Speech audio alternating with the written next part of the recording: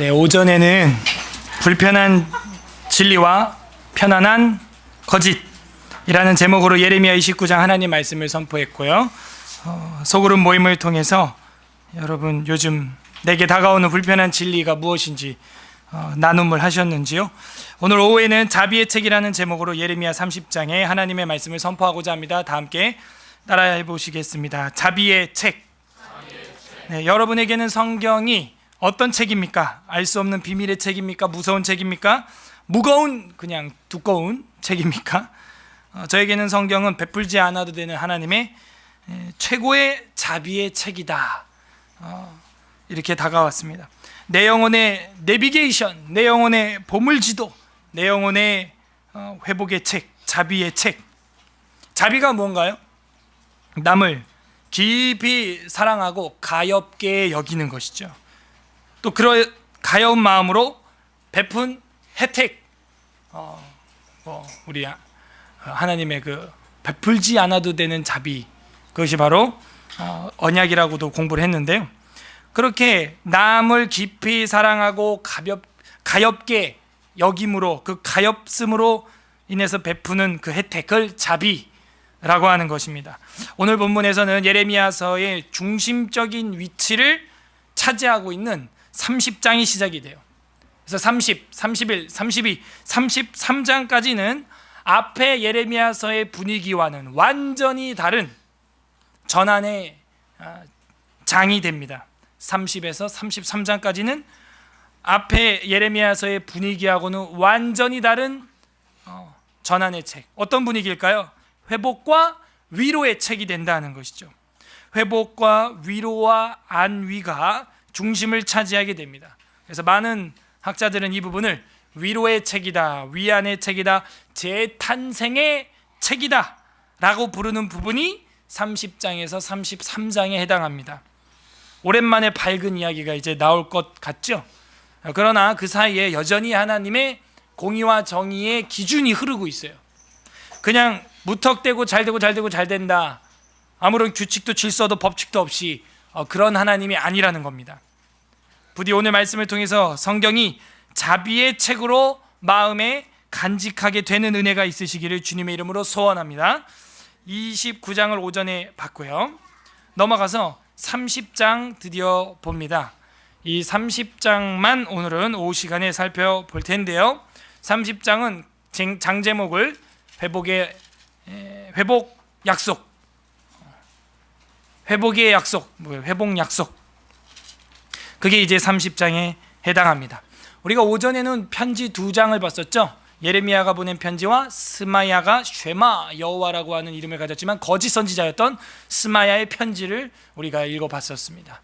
그래서 진짜 참 진리의 편지는 조금 불편한 내용을 한 5가지 정도 담고 있었다, 그런 이야기를 오전에 살펴봤고, 우리 예수 그리스도야말로 정말 불편한 삶을 사시다가 가셨다, 이렇게 말씀의 결론을 내렸었습니다. 그리고 그 불편한 진리를 따라가는 사람만이 29장 32절에 나온 복된 일을 보게 된다 그랬죠. 그렇지 않으면 복된 일을 그가 보지 못하리라 하셨느니라, 이것은 여호와의 말씀이니라 하면서 탁 끝나는 거예요.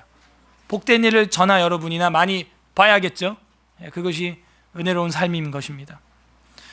그런데 그 복된 일을 보기 위해서는 어려운 일들이, 불편한 진리가 있었다는 거였죠.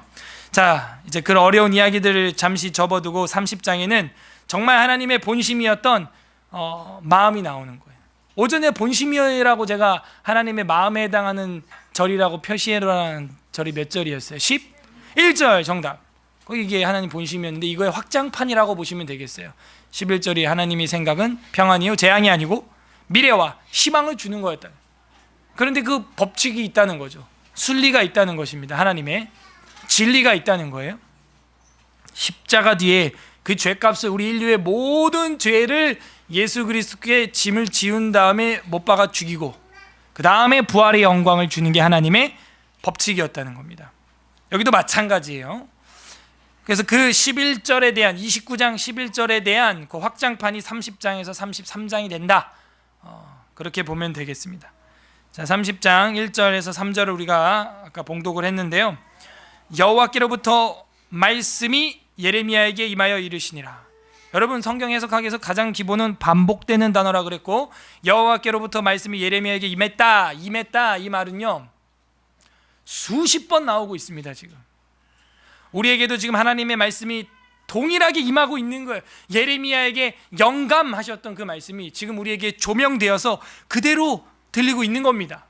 예레미야가 두려움과 떨림으로 그 말씀을 받은 것처럼, 멍에를 맸던 것처럼, 불편한 진리를 가지고 있었던 것처럼 지금 이 시간에도 저랑 여러분은 동일한 심정으로 이걸 받아야 한다는 것이죠. 그 말씀이 예레미야에게 임한 것처럼 지금 저랑 여러분에게 임하고 있습니다. 어떻게 임하게 되었을까요? 다음 절이 이야기해주고 있죠. 이스라엘의 하나님 여호와께서 이와 같이 말씀하여 이르시기를 내가 내게 일러준 모든 말, 히브리어로는 콜 따바르 데바림 이렇게 되어 있습니다. 모든, 영어로 all 하는 게 헬라어로는 콜 이렇게 되어 있어요. 그래서 모든 말을 어디에다가 기록했어요? 책에, 책. 이 책은 사페르라고 하는 건데 두루마리 책이 되겠죠. 이 당시는 책에 어떻게 했다? 기록했다 하는 거예요. 카타프라고 하는 히브리어인데 기록했다. 그래서 저랑 여러분에게도 예레미야에게 임한 여호와의 말씀이 지금도 임할 수 있게 되었다 하는 것이죠.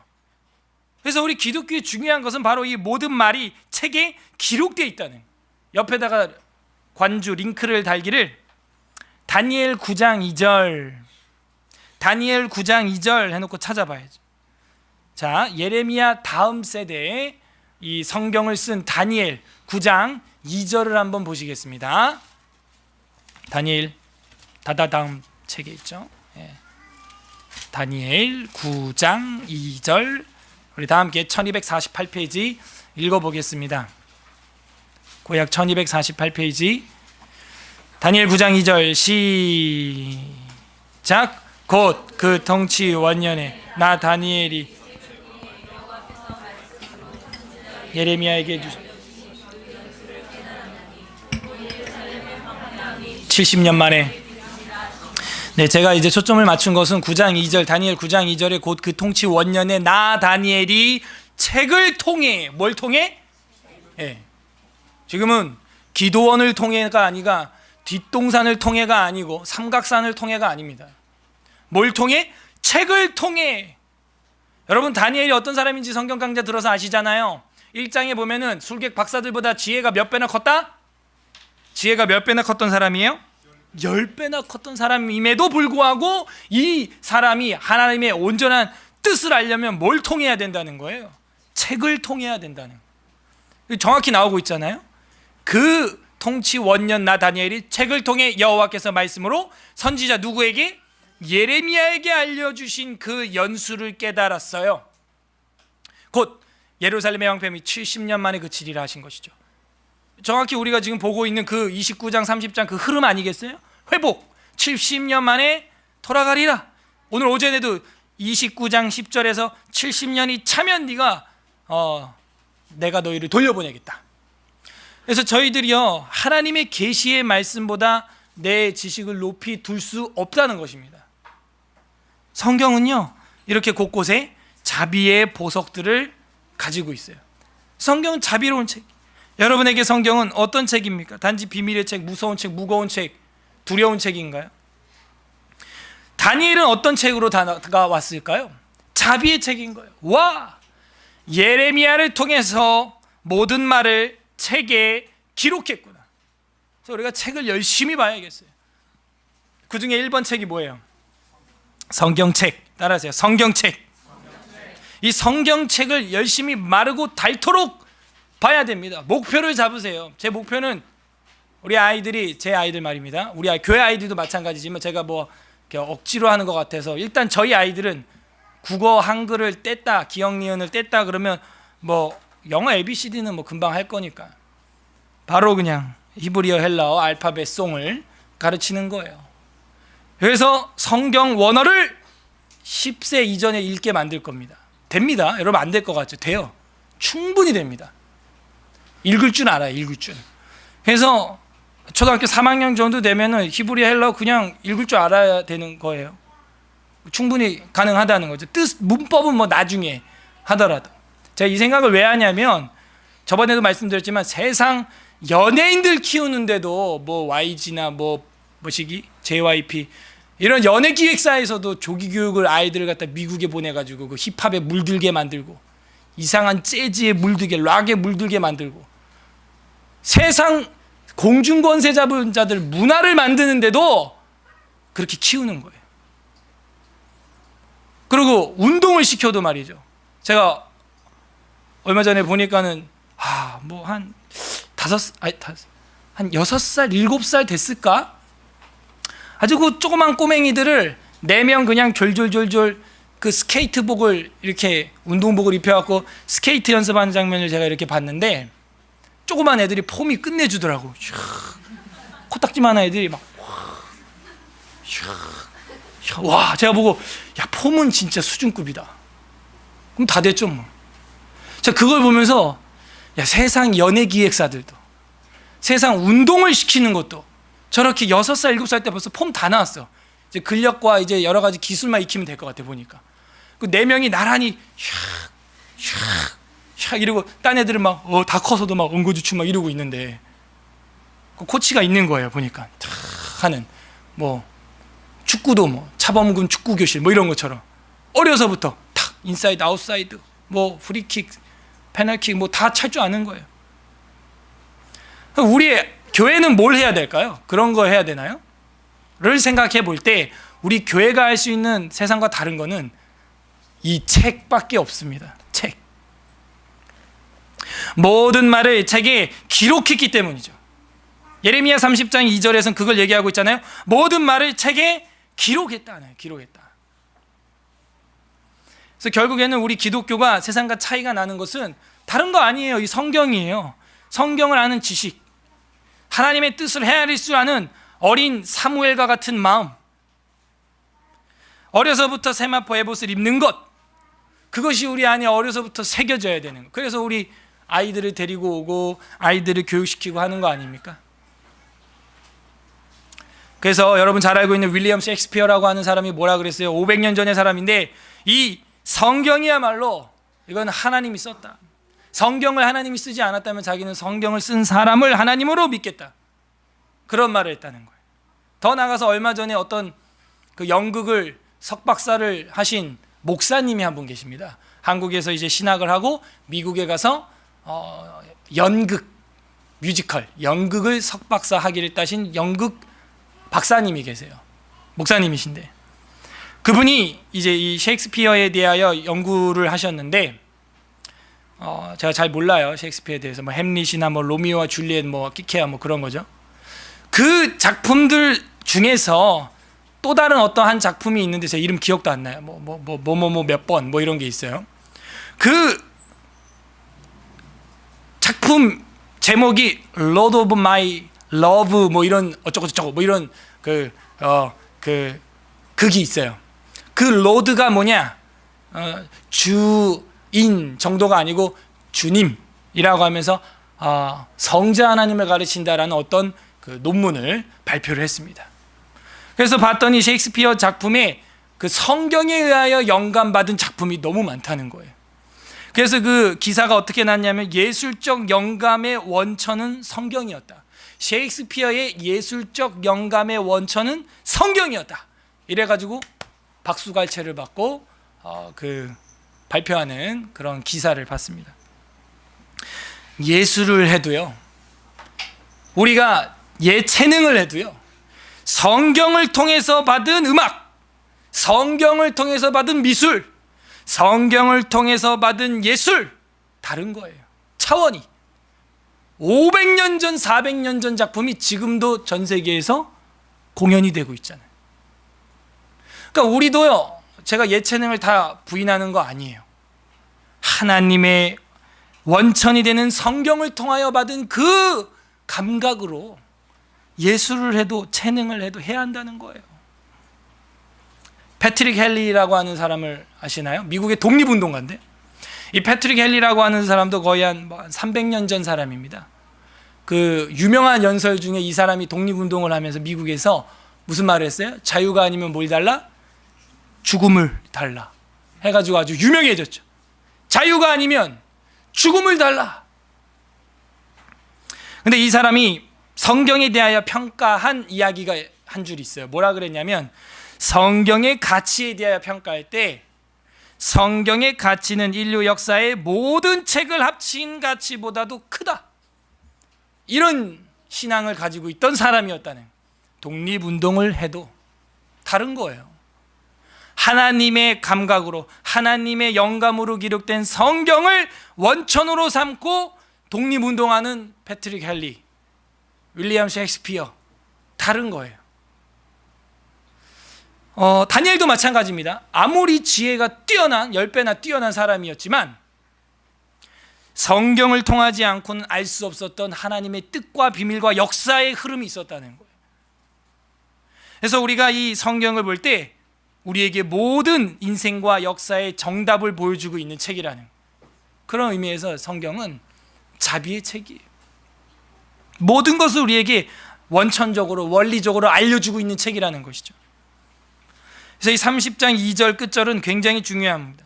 내가 내게 일러준 모든 말을 책에 기록하라. 그래서 모든 말이 예레미야서 안에 다 기록이 되어 있습니다. 그래서 3절에 보게 되면 여호와의 말씀이니라, 보라 내가 내 백성 이스라엘 유다의 포로를 돌아가게 할 날이 오리니 내가 그들을 그 조상들에게 준 땅으로 돌아오게 할 것이, 돌아가게 할 날 돌아오게 할 것이다. 돌아간다. 슈브라고 하는 단어를 우리가 너무 많이 배웠어요. 그래서 이 돌아간다, 돌아오라, 하나님이 내 백성아 돌아오라 하나 너희가 일어나는 자가 한 명도 없도다 할 때 그 이야기입니다. 이 돌아오라는 얘기가. 근데 여기선 지금 뭐라고 말하고 있어요? 하나님이 너네 포로를 돌아가게 해주겠다는 거예요. 너네가 내게로 돌아오면 내가 너희를 너네 고국으로 돌아가게, 선회하게, 회복하게, 수리하게 해준다는 거예요. 슈브라고 하는 말은 되살아나게 해준다는 거예요. 수리하고 회복되고 선회하고 돌아가게 해준다. 슈브. 뭐 기억하기 힘들면 튜브 생각하면 되겠어요. 튜브는 빙빙 돌게 동그랗게 생겼잖아요. 돌아가게 해주겠다. 한마디로 뭐예요? 모든 말을 책에 기록했는데 그 책은 새로운 시작을 알리는 거예요. 새로운 시작에 대한 언약, 이게 바로 30장입니다. 회복 언약. 여러분 컴퓨터를 새로 한번 시작해 보시죠. 새로운 시작, 이런 말이 뜨죠. 컴퓨터 다시 부팅을 다시 했을 때, 컴퓨터를 껐다가 다시 켰을 때 새로운 시작. 그럼 뭘 알리는 거예요? 그동안 복잡했던 뭐 메모리, 레지스트리, 뭐 엉뚱한 뭐 스파이웨어 프로그램, 이런 것들을 일단 다 집어치고 다시 한번 시작하자 하는 거 아니에요? 그래서 내게 있는 컴퓨터 다시 새롭게 새로운 시작 할 수 있는 거, 희망차죠? 컴퓨터를 킬 때도 희망찬데 새로운 시작을 할 때 말이에요. 그 지저분했던 며칠 동안 끄지 않았던 그 컴퓨터 이번에 한번 종료하고 새로운 시작. 이 30장은 바로 그 새로운 시작에 대한 약속을 보여주면서 돌아가게 할 것이다, 돌아오게 할 것이니 그들이 그 땅을 차지하리라 여호와께서 말씀하시니라. 자, 여기 3절까지 딱 한 달락 끝나고, 그러면은 어떻게 돌아가게 하나, 어떤 자비의 이야기가 쓰여져 있나, 제 나름대로 대략 정리를 해보니까 한 10가지 정도가 나와요. 그러니까 이 30장, 33장은요 이 앞에 분위기하고는 완전 달라요. 근데 이게 예레미야 중심에 차지하고 있다는 겁니다. 이것은 29장 11절에 대한 확장입니다. 자, 한번 10가지 정도 정리를 해볼 텐데요. 4절, 여호와께서 이스라엘과 유다에게 대하여 하신 말씀이 이러하니라. 여호와께서 이같이 말씀하시되 우리가 무서워 떠는 자의 소리를 들으니, 지금 이스라엘 유다 공동체에 무서워서 떨고 있는 사람이 있다는 얘기죠. 두려움이요 평안함이 아니었다 하는 것이죠. 이 떨고 있는 사람들이 누굴까요? 하나님 말씀을 거역하고 남아있는 사람, 남은 자들. 덜덜덜. 왜? 3차 포로로 잡혀갔거든요. 2차 포로로, 1차 포로로 하나님 말씀대로 이루어지고 모든 말씀대로 기록된 대로 이루어지고 있거든요. 그런 거 보니까 이제 두려워서 떨겠죠. 심지어 누구도, 거짓 선지자들도 이젠 덜덜 떨 겁니다. 하나냐야 네가 올해 죽으리라 하였더니 그의 7월에 죽었더라. 말씀대로 막 죽어나가는 거예요. 사람들이 칼과 기근과 연병에 다 끌려가는 거예요. 그러니까 이제 떠는 자의 소리가 두려워하는 사람들이 있다는 거예요. 평안함이 아니로다. 6절, 너희는 자식을 해산하는 남자가 있는가 물어봐라. 남자 중에서 나 애 낳았다 하는 남자 있어요? 이게 무슨 얘기냐면요, 여자가 비명 지르는 거 봐도 소름 끼치잖아, 그죠? 애 낳을 때. 저희 집사람은 그래도 참 잘 참는 편이었고, 옆방에 있는 아줌마 지금도 제가 못 잊어버리겠어요. 한나 날 때 옆방에 있는 아줌마, 제가 그 옆모습을 살짝 봤거든요. 이게 수술실이 터 있어가지고 벽이 있지만도요, 이렇게 하면 이제 의사가 막 왔다 갔다 하기 때문에 살짝 이렇게 봤는데 뭐 돌아가셔요 그냥. 우와 하는데 그 모습이 아직도 잊혀지지 않아요. 다행히 뭐 다행인지 불행인지 첫째 때는 저희 집사람이 무통제를 맞아가지고, 무통제를 맞으니까 또 후유증이 또 오래가. 남자가 그렇게 고함을 칠 정도로 고통이 임한 시대가 되었다. 상상이 됩니까? 여러분, 남편이 아버지가 고통스러워하는 모습 잘 사실 못 보죠. 근데 여기 지금 그 얘기예요. 너희가 자식을 해산하는 남자가 있는가 물어봐라. 남자가 그 정도로 비명 지르는 거 보면 너네 아마 그 자리에서 주저앉을 것이다. 상상만 해도 거의 뭐 공포 영화 수준이죠. 아버지가 남편이 그렇게 고함 친다고 생각해봐요. 무서워서. 뭐 그 처자식들은 얼만큼 고통이 임하는 거예요. 어찌하여 모든 남자가 해산하는 여자같이 손을 자기 허리에 대고 모든 얼굴을 겁에 질려 새파래졌는가. 남자들이 끄악 하면서. 와. 7절, 슬프다 그날이여, 그와 같이 엄청난 날이 없으리라. 그날은 야곱의 환난의 때가 되미로다. 그러나가 이제 보여야 이제 희망이 보이죠. 그러나 그가 환난에서 구하여 냄을 얻으리로다. 이래서 자비의 책인 거예요. 그런 남자 입에서 꺼이꺼이하는, 끄악끄악하는 어마어마한 환난과 고난이 임할 텐데 여호와께서 구해 주신다는 거예요. 그 떠는 자의 소리, 두려움이요 평안이 아니요, 남자들이 해산하는 것처럼 겁에 질려 새파래지는 그런 시대가 올지라도 여호와 하나님께서 돌보는 자들은 어떻게 된다? 구하여 냄을 얻으리로다. 여기서 할렐루야가 팍 터져 나오는 거예요. 하나님이 구하여 낸다는, 이게 첫 번째 자비예요. 그래서 이 성경은 이 자비로움을 기록하고 있어요. 자비로움 1번, 두려움에서 구하여 냄. 7절 밑에 뭐 환난에서 구하여 냄, 거기 밑줄 치고 1번 치든지요. 환난에서, 그 환난은 위에 어마어마한 그 고함치고 새파래지는 끔찍한, 상상하기만 해도 끔찍한 그런 상황이었습니다. 8절, 만군의 여호와의 말씀이라. 그날에 내가 네 목에서 그 멍에를 꺾어버리며. 이제 꺾는 거예요. 하나냐가 꺾은 거 아닙니다. 이제 꺾는 거예요. 그 멍에를 꺾어버리며 내 포박을 끊으리니 다시는 이방인을 섬기지 않으리라. 두 번째 자비가 벌써 나와버렸어요. 뭐예요? 이제 드디어 그 멍에, 그 외세에 의한 압제와 그 외세에 의한 폭정 속에서 그 멍에를 와자작 하나님이 꺾어버린다는 것입니다. 9절, 그들은 그들의 하나님 여호와를 섬기며 내가 그들을 위하여 세울 그들의 왕. 누구? 왕 누구? 다윗이 살아있어요 지금? 죽었어요 살았어요? 죽었죠. 근데 이게 무슨 얘기예요? 네, 세울 그들의 왕 다윗을 섬기리라. 이것은 유다 다윗의 왕가를 다시 일으키겠다는 얘기예요. 더 멀리 나가면 그 왕의 왕, 진짜 참 왕, 이상적인 왕, 메시아, 기름 부음 받은 자, 크리스토스, 예수님을 보여주고 있는 거죠. 그분이 우리의 멍에를 꺾어버린다는, 우리의 그 무거운 멍에를 지어주시고 내 멍에는 쉽고 가볍다라고 해주신다는 거예요. 두 번째 자비는 뭐였습니까? 멍에를 꺾는 왕 다윗이 나온다는 거예요. 10절, 여호와의 말씀이라. 그러므로 나의 종 야곱아, 너는 두려워하지 말라. 이스라엘아, 놀라지 말라. 왜? 그 멍에를 꺾어버릴 거니까. 내가 너를 먼 곳으로부터 구원하고 내 자손을 잡혀가 있는 땅에서 구원하리니 야곱이 돌아와서 태평과 안락을 누릴 것이며 두렵게 할 자가 없으리라. 11절, 이는 여호와의 말씀이라. 내가 너와 함께 있어 너를 구원할 것이라. 너를 흩었던 그 모든 이방을 내가 멸망시키리라. 그럴지라도 너만은 멸망시키지 아니하리라. 그러나 내가 법을 따라 너를 징계할 것이요 결코 무지한 자로만 여기지는 않을 거야.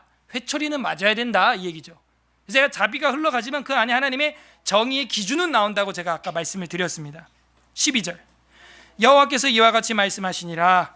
내 상처는 고칠 수 없고 내 부상은 중환자가 됐어. 너는 중환자 다음은 관이에요. 관 뚜껑이에요.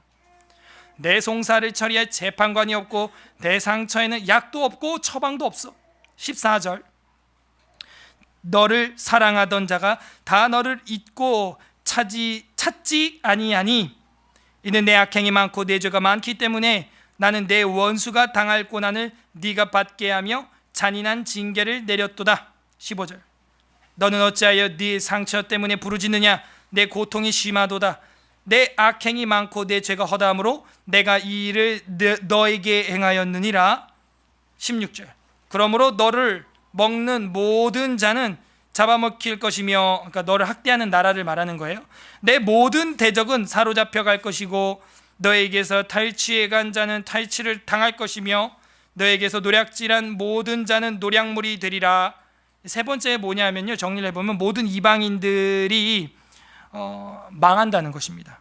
그리고 너를 탈취했던 자, 잡아먹었던 자를, 모든 대적을 사로잡혀 가게 해버린다는 거예요, 하나님이. 16절이 그걸 말해주고 있는 거예요. 그러므로 너를 먹는 모든 자를 잡아먹힐 것이며 내 모든 대적은 사로잡혀 간다. 그래서 세 번째 자비는 뭐냐면은 그 환난과 약도 없고 부상당하고 중상을 입은 유다의 상황이지만 하나님께서 너희를 그렇게 힘들게 만든 그 이방 타국인들, 모든 이방 나라를 하나님이 멸망시킨다는 겁니다. 그 모든 대적을 하나님이 사로잡아가고 탈취하고 노략하게 된다는 거예요. 왜? 걔네가 너를 그렇게 노략했으니까.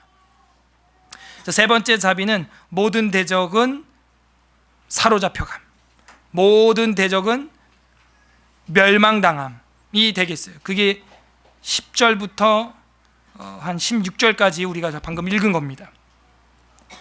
그 3번 모든 대적은 멸망당한다. 17절 여호와의 말씀이니라. 그들이 쫓겨난 자라 하매 시온을 찾는 자가 없은즉 내가 너의 상처로부터 새살이 돋아나게 하여 너를 고쳐주시리라. 4번은 뭐냐면 우리의 상처를 어떻게 해요? 새살이 돋게 한다 하는 것이죠. 4번 상처로부터 새살이 돋아나게 하고 우리를 고쳐준다. 이거의 자비의 책이 보여주고 있는 네 번째 자비가 바로 이 상처를 새살이 돋게 한다는 것이죠. 아픈 부위가 다시 새살이 난다, 다시 회복이 된다 하는 것만큼 또 기쁜 소식이 없어요. 하나님이 유다 민족을, 또 저랑 여러분의 삶을 하나님의 계명을 따라서, 정의와 공의와 하나님의 교육의 교훈의 방식을 따라서 새로운 살이 돋게 하실 줄로 믿습니다. 우리의 아픔과 우리의 고통과 통증이 있죠. 육체적으로도 신앙적으로도. 저는 제가 육체적으로 많이 고통을 해봤기 때문에 알아요. 하나님 의지하십시오. 하나님의 방식으로 회복을 시켜주십니다.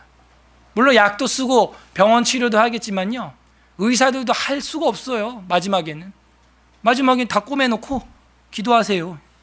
다 찢어놓고 꼬매놓고 붙여놓고 하나님 의지합시다, 이거예요. 그 장기려 박사라고 하는 분도 그런 식으로 우리나라에서 선교를 많이 하고 불신자들, 심지어 불교인들까지도 전도를 많이 했어요. 그래서 여러분 중에서 의사도 나와야 돼, 제가 볼 때. 그래서 꼬매주고 응급실에서 뭐 꼴딱꼴딱 하는 사람 심폐소생 살려주고 하나님 붙드세요. 그러면요, 이 환자는요, 누가 나한테 그런 말 한지도 모르지만 귀에 남아있어요. 제가 그랬어요. 10년 전에 청주 진천 지역에서 에스라우스 갔다 오다가 교통사고 나서 8명 목사님 한 분까지 돌아가시고 나서 저는 삐뽀삐뽀 청주 성모병원으로 가서 뭐 어떻게 들어왔는지 전쟁터처럼 응급실에 막 그냥 쏟아져 들어와가지고 응급 그 의료진들이 한 6명씩 달라붙어가지고 막 윙윙 거리면서 제 무릎하고 막 드릴로 쇠 꼬챙이로 뚫고 2파운드 5파운드짜리 추 달아가지고 침대 아래로 내리고 막 제가 막 미친 사람처럼 막 마취했냐고 막 고함을 치니까 제 양팔을 잡고 막 그 철에 묶으면서 누군가 한마디를 하는데 제가 하도 흥분하니까 당신 하나님 살렸습니다. 딱 그러는 거예요. 누가 말했는지 난 몰라요. 하도 막 정신이 없으니까. 그만큼 상황이 안 좋았다는 것이죠. 하나님께서는 우리의 상처로부터 새살이 돋아나게 하십니다. 우리를 고치시는 하나님이십니다. 고쳐주리라. 이런 말씀을 17절 끝에 하신 거예요. 자비로운 책이죠. 그 모든 내용을 예레미야가 이 책에 바룩을 통하여 기록을 하고 있는 거예요. 18절 여호와께서 말씀하시니라. 계속 이 말이 반복되고 있죠. 보라, 내가 야곱 장막의 포로들을 돌아오게 할 것이고 그 거처들의 사랑을 베풀 것이라. 다섯 번째는 뭐예요? 포로를 돌아오게 해주신다 하는 거예요. 드디어 해방이다 하는 거예요. 해방도 통일도 하나님 손에 있는 것입니다. 우리나라 지금 정치 지도자들이 하는 거 보면 통일될 것 같습니까, 여러분? 저 어저께 또 그 5차 핵실험 한 것 같다고 또 북한에서 지금 우리가 정말 믿음이 좋은 거야. 이런 땅에 살고 있는 거 보면, 그죠? 외국에서 이 나라 여행이나 오고 싶겠습니까? 솔직히 말해서 대단한 거예요, 진짜. 그냥 폭탄을 터뜨리고 막 미사일을 껄핏하면 막 1,500km짜리 3,000km 사정거리 막 일본 열도를 다 타격할 수 있는 그런 걸 지금 막 북한에 쏘고 있잖아요. 바다 동해 쪽에. 근데 우리는 늘 쏘던 거 이러고 쫄질 않아. 우린 쫄면을 안 먹어. 외국 사람들은 우리나라 여행을 안 올 겁니다, 아마. 여행 금지 국가 이렇게 돼 있을 거야. 근데 우리는 눈 하나 깠다가 안 해요, 그죠? 연평도 포격 일어나도 가만히 있고. 여차하면 쏘면 야 우리도 몇 방 쏴 이럴 것 같아, 그죠? 분위기가. 그러니까 이 나라를 통일시키고 포로에서 돌아오게 하는 것, 그 하나님이라는 것. 18절이 포로를 돌아오게 할 것이고 그 거처들의 사랑을 베풀 것이다. 하나님께 매달려야 됩니다. 다섯 번째는 뭐예요? 자비. 포로를 돌아오게 한다. 포로들을 해방시켜 주신다. 하나님이 하신다는 것이죠. 그리고 나서 중간에 18절 중간에 보면 성읍은 그 폐허가 된 언덕 위에 건축될 것이다. 폐허에서 우리를 다시 회복시키신다. 폐허에서 완전히 박살난 그 폐허에서 우리를 일으키신다 하는 게 여섯 번째 자비예요. 폐허가 된 그 언덕 위에서 건축될 것이고 그 보루는 규정에 따라 사람이 살게 되리라. 이게 여섯 번째 하나님의 자비입니다. 19절 일곱 번째 자비가 나오는데요. 그들에게서 감사하는 소리가 나오고 즐거워하는 자의 소리가 나오리라. 내가 그들을 번성하게 할 것이다. 이런 말이에요. 우리 입에서 이제 감사가 나오고 기쁨이 나오고 찬양이 나오고 즐거워하는 소리가 나와야 돼. 그게 하나님이 우리에게 주신 회복이에요. 육체적으로는 우리가 좀 불편해도요, 내면이 속사람이 날로 새로워져서 여러분에게 감사하는 소리와 즐거워하는 소리가 끊이지 않기를 주님의 이름으로 바랍니다. 우리 안에 그 감사가 나와요. 즐거워해야죠. 어떡합니까? 한 번뿐인 인생 험하다고 인상 바가지로 쓰고 불평불만만 하다가 이 100년밖에 안 된 인생 보내버리시렵니까? 그러지 마세요. 감사하시고 즐거워하시길 바랍니다. 조금 불편해도. 여덟 번째 19절 중간에 보면 내가 그들을 번성하게 하리니 그들의 수가 줄어들지 아니하겠고. 이게 또 하나님의 자비네요. 번성하고 생육하고 늘어나고 줄어들지 않는다는 거예요. 내가 그들을 존귀하게 하리니 그들은 비천하여지지 아니하리라. 그들의 자손이 어떻게 된대요? 20절에 예전과 같겠고. 그게 번성했다 이 얘기예요. 여덟 번째 자비가 뭐냐? 번성하는데 얼만큼 줄어들지 않고 예전과 같겠고.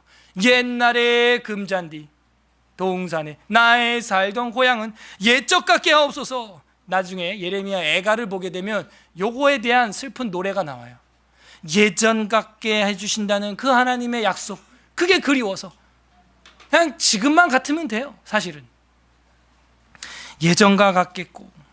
그래서 여덟 번째 하나님의 자비는 번성하게 하시되 수가 줄어들지 않고 예전과 같게 해주신다. 20절 그의 자손은 예전과 같겠고 그 회중은 내 앞에 굳게 설 것이며 그를 압박하는 모든 사람은 내가 다 벌하리라. 예전과 같이 하나님이 지켜준다는 거예요. 생명이 있는 곳에는 두 가지 현상이 일어납니다. 성장하죠. 그 다음에 번성합니다. 크기도 커지고요, 번식도 일어난다는 얘기죠. 하지만 제가 늘 얘기하지만 그 크기는 한정돼 있어야 한다 하는 것이죠. 아이가 당연히 20년까지는 성장을 해야겠죠. 키가 커야겠죠.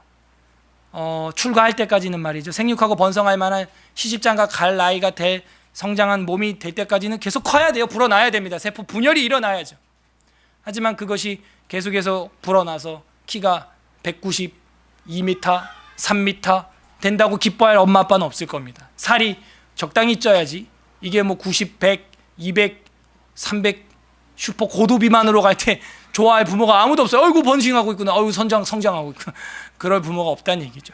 교회도 마찬가지. 저희 교회는 계속 부흥합니다. 할 것 같아요. 할 거고. 그러나 적당히 돼야 됩니다. 크기는. 그리고 그 다음엔 장가 가야 돼요. 시집 가야 됩니다. 나가야 돼. 떨어져. 분가. 국내외로 분가해야 되는 것입니다. 그래서 하나님께서는 번성하게 하신다는 거예요. 줄어들지 않게 하시고 예전과 같게 하신다는 것이죠. 그 다음 9번째 21절, 그 영도자는 지도자를 말하죠. 그들 중에서 나온다는 거예요. 저는 이 서울 에스라교회를 이어갈 목회자가 우리 교회에서 나오길 바라요. 별로 아멘을 안 하시는 거 봐. 청빙을 해야 될 것 같습니다. 제가 늘 안타까운 건요, 노 목사님 보면서 존경하지만도 그 후임들에게 자기가 개척한 교회를 못 주고 있다는 것, 그게 아까워요. 원지교회 같은 거, 무한 밀양교회 같은 거 10년 이상 사역을 하신 교회들인데 지금 누가 목회하고 있는지 모르겠어요. 그리고 또 새로 개척해야만 하는 이런 현실, 너무 에너지 소비예요. 그러니까 이 후임이 없는 거예요. 이어갈 만한 사람이 그 교회에서 좀 나와야 되는데 인물이 없는 것이죠. 그럼 복이 뭐예요? 자비가 뭐예요? 그 영도자가 그들 중에서 나오는 것. 우리 서울 에스라 교회를 남궁현우 강도서 다음에 이어갈 담임 목회자가 우리 교회에서 나오길 바랍니다. 시원치 않은 아멘이었습니다. 영도자가 그들 중에서 나올 것이요 그 통치자도 그들 중에서 나오리라. 내가 그를 가까이 오게 하리니 그가 내게 가까이 오리라. 참으로 담대한 마음으로 내게 가까이 올 자가 누구냐? 여호와의 말씀이라. 9번째 자비는 지도자, 영도자, 통치자가 그 백성 중에서 나온다는. 이상한 데서 나오면 해롭 같은 놈 튀어나올 수 있어요. 또 잘못하면 큰일 나죠. 그냥 뼈 빠지게 여러분이 지하에서 벙커에서 수년 동안 이렇게 지하 공기만 또 앞으로 이사 가는데도 지하 공기만 이렇게 뼈 빠지게 내 패를 희생해 가면서 신앙생활을 이렇게 기껏 했는데 후임이 헤롯 같은 사람이 등장했더라. 헤롯이 분봉왕으로 등극했더라. 얼마나 슬픈 현실입니까? 22절 우리 다 같이 읽어보겠습니다. 22절 시작. 너희는 내 백성이 되겠고 나는 너희들의 하나님이 되리라. 10번째 자비는 이거예요. 관계 회복이죠. 너희 내 백성 되고 나는 너희 하나님이 되겠다. 그러면 걱정할 게 없어요. 사실 부모가 자녀의 필요성을 훨씬 더 잘 알아요. 어떤 면에서는 자녀보다도 더 잘 알고 있어요. 그래서 잔소리를 하는 거예요. 잔소리가 아니고 생명의 소리죠. 그건 너희 내 백성이 되고 나는 너희들의 하나님이 될 것이다. 이게 10번째 자비예요. 하나님 여호와께서 우리의 하나님이 되어주시는 것, 이것이야말로 가장 큰 자비고 자비의 결정체죠. 나의 가장 큰 백이에요. 소위 말하면 하나님이 나의 가장 큰 자비예요. 그게 지금 성경에 기록되어 있어요. 여러분은 성경책이 어떤 책입니까? 이 23절에 동그라미가 새로 시작하는데 23, 24절은 그런데 역시 계속 악한 인간들은 어떻게 된다, 뭐 그런 경고를 또 한 두 줄 주고 있습니다. 23절 보라 여호와의 노여움이 일어나 폭풍과 회오리 바람처럼 악인의 머리 위에서 회오리 칠 것이라. 여호와의 진노는 그의 마음에 뜻한 바를 행하여 이루기까지는 돌이키지 아니하나니 너희가 끝날에 그것을 깨달으리라 하면서 끝까지 마지막 경고 기준은 하나님께서 놓치지 않는다 하는 것입니다. 그래서 우리 자녀들을 키울 때도 사랑과 자비로 10가지의 자비로 우리가 품고 키워야겠지만 경거망동하여 자유가 넘어 방종하게 될 때는 따끔하게 교훈과 훈계를 마다하지 말아야 됩니다. 이렇게 해서 우리가 30장을 봤는데요. 31장, 32장, 33장도 이게 어마어마한 그 새 언약에 대한 하나님의 약속들이 흘러가고 있어요. 그래서 그건 이제 다음 주에 우리가 보기로 하고요. 30장만 가지고 좀 정리를 하겠습니다. 성경은 10가지의 자비의 책입니다. 성경은 어떤 책입니까? 비밀의 책, 무서운 책, 무거운 책, 두꺼운 책, 단지 그런 책이 아니라는 거예요. 알 수 없는 책, 멍해의 책, 그런 책이 아니라는 거예요. 결국 하고 싶은 이야기는 자비로운 책이라는 겁니다. 아담과 하와가 죄를 범해놓고 창세기 3장부터 요한계시록 22장까지 이 1700페이지가 넘는 이 두꺼운 책이 뭘 얘기하고 있냐? 인간이 저질러 놓은 죄를 하나님이 회복시켜주는 자비의 이야기 아니겠어요? 지금 요약을 하면 선악과를 먹은 인간이 깨트린 이 행위 언약, 이거를 이 긴 인격적인 여정을 통해서 하나님의 나라를 완성시키는 자비가 뭐라 그랬어요? 남을 깊이 사랑하고 가엾게 여기는 거죠. 하나님은 인간을 그렇게 살릴 필요도 없었어요. 사실 안 살려도 그만이에요. 그러나 그렇게 여겨서 베풀어 주신 은혜, 혜택, 그것이 바로 성경책이라는 것입니다. 10가지가 뭐였어요? 첫 번째가 두려움에서, 환난에서 구하여 내시는 책이었어요. 그런 자비였어요. 두 번째는 멍에를 꺾고 왕 다윗을 세워주신다는 것이었어요. 세 번째는 모든 이방인을 멸망시키고 대적들을 사로잡아 가신다는 거였어요. 네 번째는 상처로부터 세사를 돋게 하시는 하나님의 자비였다는 것이고, 다섯 번째는 포로들을 해방시켜 주시고 돌아오게 해주신다는 것이었고, 여섯 번째는 폐허가 된 언덕 위에 건축을 할 수 있는 규정을 따라 건축할 수 있게 복을 내려주신대요.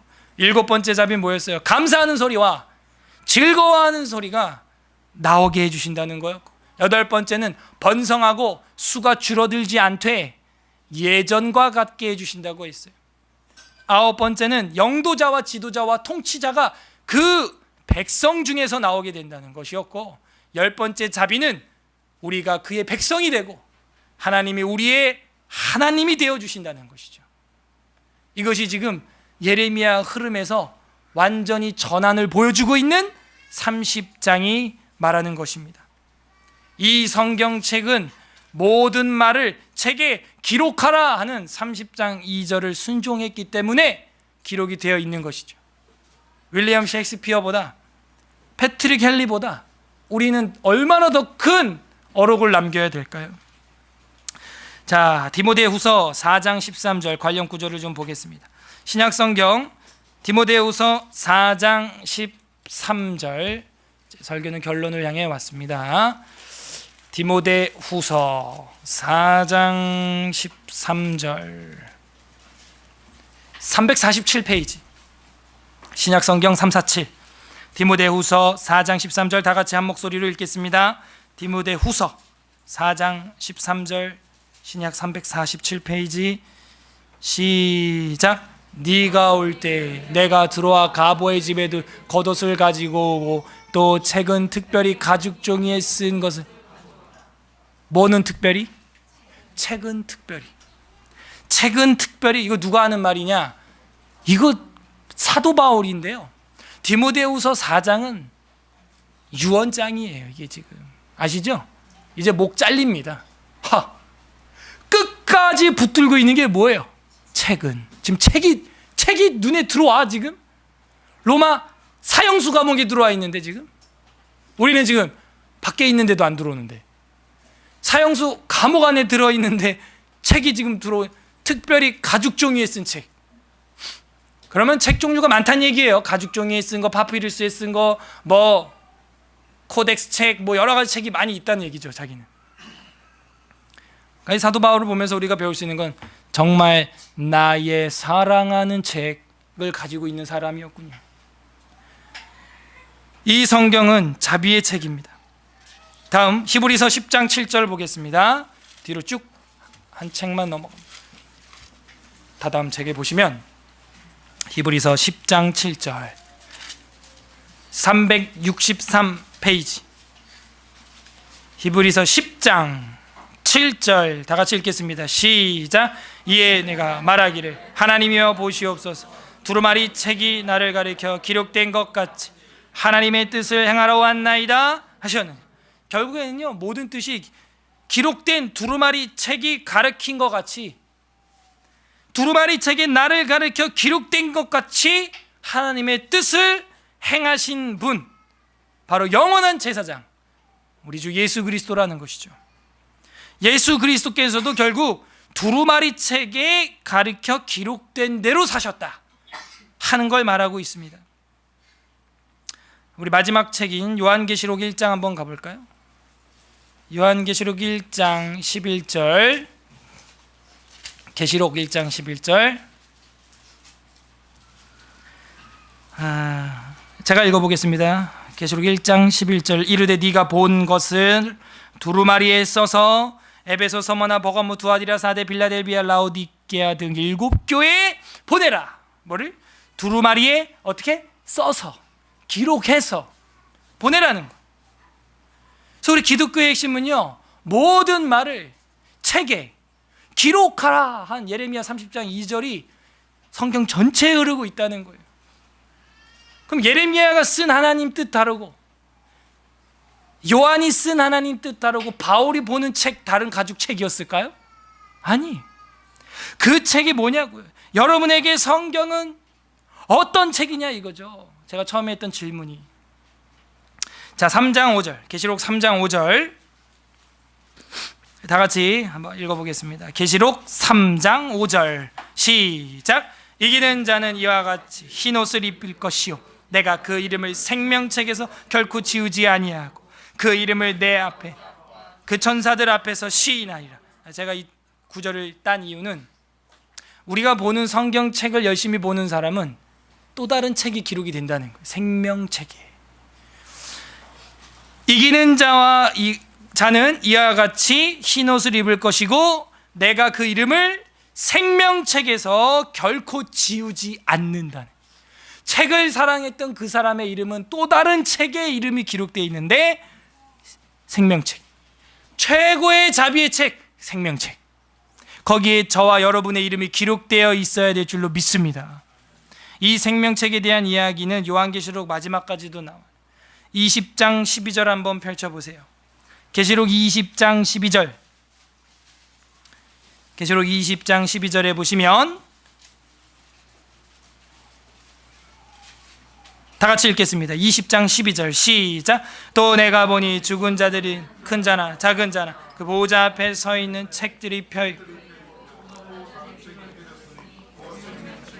죽은 자들이 자기의 행위를 따라 책들에 기록된 대로 심판을 받으니.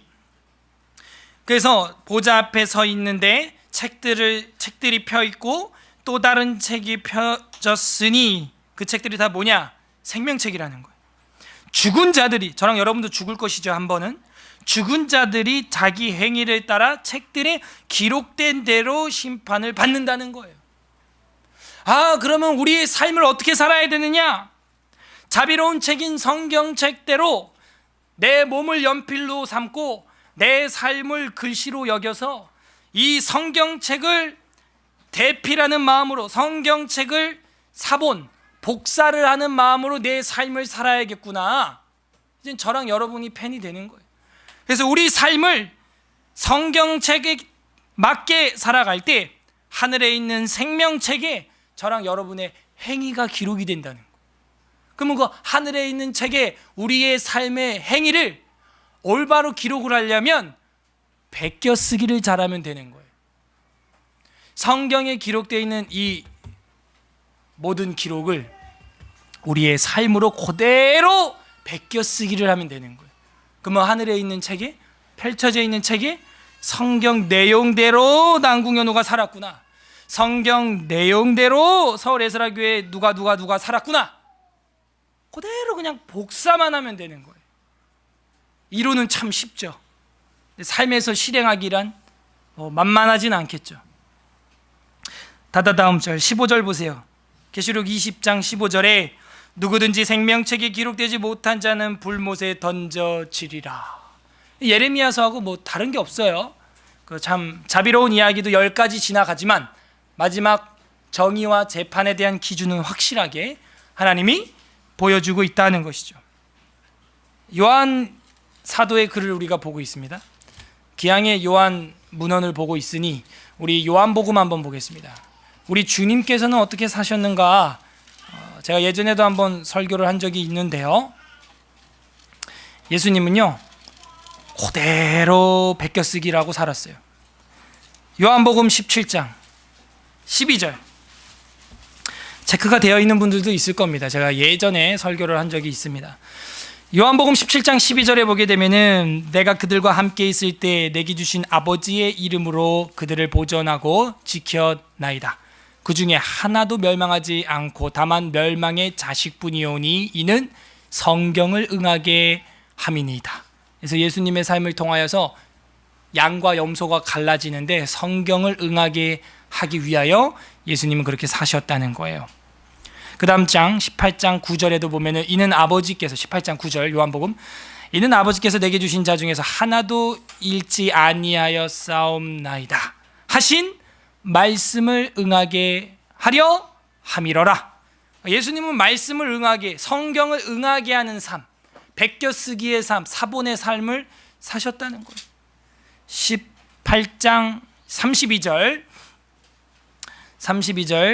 다 같이 읽어볼까요? 18장 32절 시작. 이는 예수께서 자기가 어떠한 죽음으로 죽을 것을 가리켜 하신 말씀을 응하게 하려 합니다.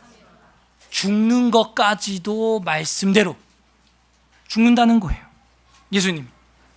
그 다음에 19장 넘어가면은 28절에 역시 우리 한번 다 같이 읽어보겠습니다.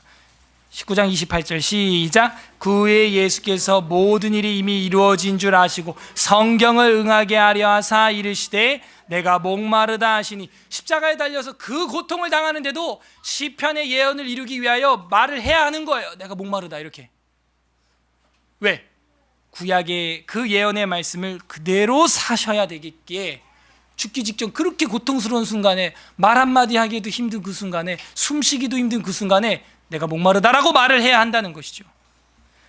고통 속에서도 성경을 응하게 하려 하사 이르시되 내가 목마르다라고 말을 하셨다는 거예요, 힘내서. 그리고 더 제가 정말 감동을 늘 받는 건 36절입니다. 36절 다 같이 읽겠습니다. 시작. 이 일이 일어난 것은 그 뼈가 하나도 꺾이지 아니하리라 성경을 응하게 하려 함이라. 이게 무슨 얘기냐면 윗절에 보면은 34절에 그중 한 군인이 창으로 예수님 옆구리를 콱 찌르니까 피와 물이 나왔다. 이거는 죽었다는 얘기. 사람이 사망하게 되면 피가 물이 막 고입니다. 그래서 확 쏟아져 나가요, 배에서 복수가 차고. 그래서 피와 물이 나오더라. 이를 본 자가 증언하였으니 그 증언이 참이라. 그가 자기의 말하는 것이 참인 줄 알고 너로 믿게 하려 함이니라. 이 일이 일어난 것, 예수님이 옆구리를 찔렀을 때 피와 물이 쏟아져 나온 것은 성경을 응하게 하려 함인데 뭐예요? 그 뼈가 하나도 꺾이지 않는다. 이거는 출애굽기 12장에 나오는 예언을 이뤘다라는 거예요. 예수님이 유월절에 뭐와 같다는 거예요? 어린 양 고기와 같다는 거예요.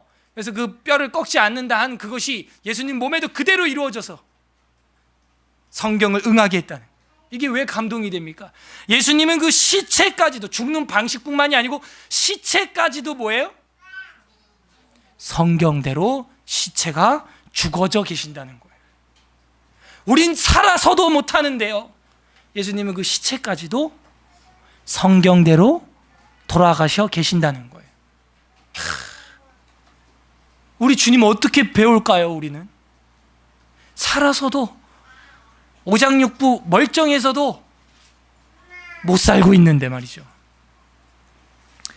성경을 복사하는 삶을 살아야 한다는 것입니다.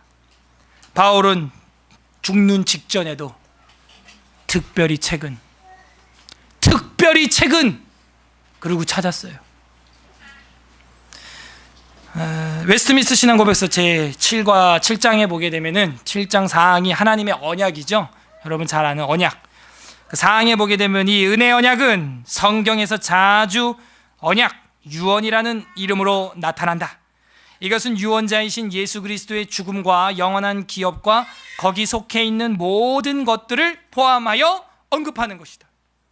그래서 이 언약이 뭐냐, 이 책이 뭐냐, 바로 하나님의 유언이라는 거예요. 유언. 은혜의 언약, 은혜의 유언이라는 거죠. 그래서 예수님이 죽으심으로 그 모든 유언이 발효가 됐다는 거예요. 그 모든 유언이 효력이 나타나기 시작했다는 것이죠. 이제는 우리가 그 구약과 신약의 언약을 모든 글을 책에 기록하라 한 예레미야 30장 2절의 말씀처럼 모든 말을 기록해서 저랑 여러분 손에 들려지게 된 거예요. 이것이 무엇입니까? 하나님의 유언이고 마지막 아버지께서 우리에게 주신 최고의 자비의 유언서의 유언서. 내 자녀들에게 모든 걸 상속해라 하는 유언서라고. 유언. 우리에게는 성경이 어떤 책입니까? 하나님 마음이 뭐예요? 책을 통해서 자비를 베푸시기 원하는 마음. 그게 하나님 뜻이에요. 이제 그게 하나님 마음이에요. 이 성경을 통해서 자신의 자비와 유언을 우리에게 베푸시기 원하는 마음. 그런데 우리는 이 유언서를 안 보면 어떻게 될까요? 모르는 거죠. 우리도 그 생명책에 기록이 못 될 수 있는 거죠. 여기 하나님 마음이 있어요. 책을 통해서 모든 자비와 유언을 베푸시는 아버지. 그 마음이 여기 있다니까. 그럼 우리가 이 아버지 유언 안 보겠어요? 열심히 펼쳐봐야죠. 마르고 닳도록. 뭐 어떤 분들처럼 뭐 원어로 필사를 좀 하시든지 한글로라도 하시든지 아니면 차에서 오디오라도 틀어놓고 계속 들으시든지 그 아버지의 유언 들어야죠. 내게 주시는 자비와 이 상속인데요. 적용은 생명책을 성실하게 우리가 묵상했으면 좋겠습니다. 연말이 되면서 해해지기 쉬운 우리의 연초의 경건일지와 은혜와 진리 레포트 결단이 흔들린 분들이 있다면 다시 생명책을 성실하게 묵상하는 자세 회복해야 됩니다. 끝맺습니다. 성경은 자비의 책입니다. 여러분에게는 성경이 어떤 책일지 모르지만 제가 본 바론 성경은 자비의 극치의 책이에요. 예수 그리스도께서도 그 성경을 이루려는 삶을 사시다가 가셨습니다. 윌리엄 셰익스피어보다 패트릭 헨리보다 성경을 더 뜨겁게 사모함으로 그 시체까지도 성경을 응하게 하신 예수님을 따라 세상에 빛과 소금으로 살아가며 신앙의 어록을 남기는 서울 에스라교회 모든 성도님들 되시기를 주님의 이름으로 간절히 소원합니다. 여러분에게 성경은 어떤 책입니까? 우리 다 함께 말씀을 기억하면서 기도하겠습니다. 예레미야를 통하여 우리 사도 바울과 요한을 통하여 예수 그리스도의 그 시체의 상태를 통해 우리가 무엇을 묵상할 수 있을까요? 하나님, 우리가 단지 성경을 무서운 책으로, 무거운 책으로, 두꺼운 책으로만 오해했던 저희를 용서하여 주옵소서. 오해예요, 오해. 오늘 이해했습니다. 하나님, 성경을 단지 그런 무서운, 무거운, 비밀에 알 수 없는 두꺼운 책으로 오해했던 우리를 용서하여 주시옵소서.